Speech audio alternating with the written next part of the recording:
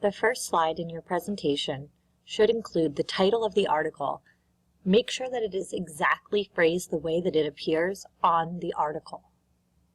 Also, you should include the author of the article and the publication where you found the article. Don't forget to include the date as well and your name so that we know who created the presentation. The next slide should include your vocabulary. For the vocabulary, identify words that you're not sure of the meaning of or that you think would be challenging to those who are in your grade. Once you have identified those terms that you think are challenging for your age level and important for the article, your next task is to look the definitions up. Be sure that you include not just a definition, but also an understanding of what the context of the definition is within the article. Notice how it says here, an internet troll is someone who posts comments that are meant to intentionally upset people, and then it mentions that the author calls Duffy a twisted internet troll. That is the context with which troll is used in this particular article. The next slide should include an article summary. What you want to do here is include the main idea of the article from the start.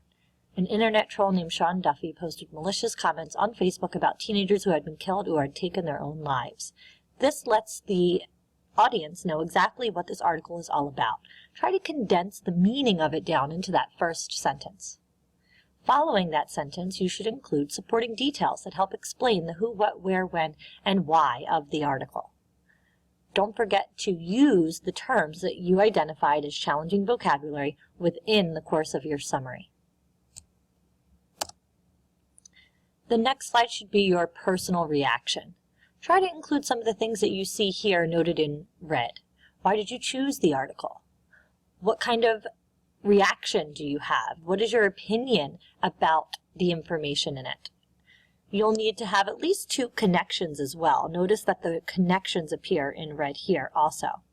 Finally, just like you do in your journals, make sure that you end with questions that you are left with after having read the article, something that you think the audience should ponder as well.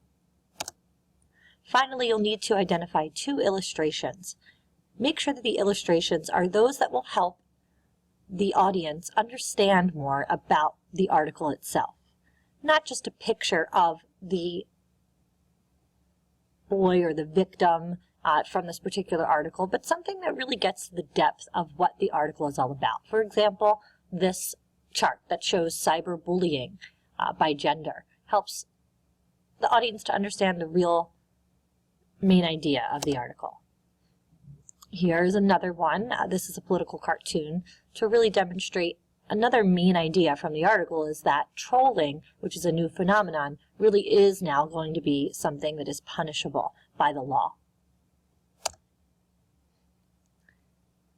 I've included this slide in here just to remind you that there will be questions in the presentation that you perform. You do not need a slide that says questions, although you could have it in there. What you really need to do is make sure that you anticipate what kinds of questions the class may ask you and to research those things so that you are completely aware of your information and you're knowledgeable enough to respond to any questions, whether they be from your classmates or from your teacher.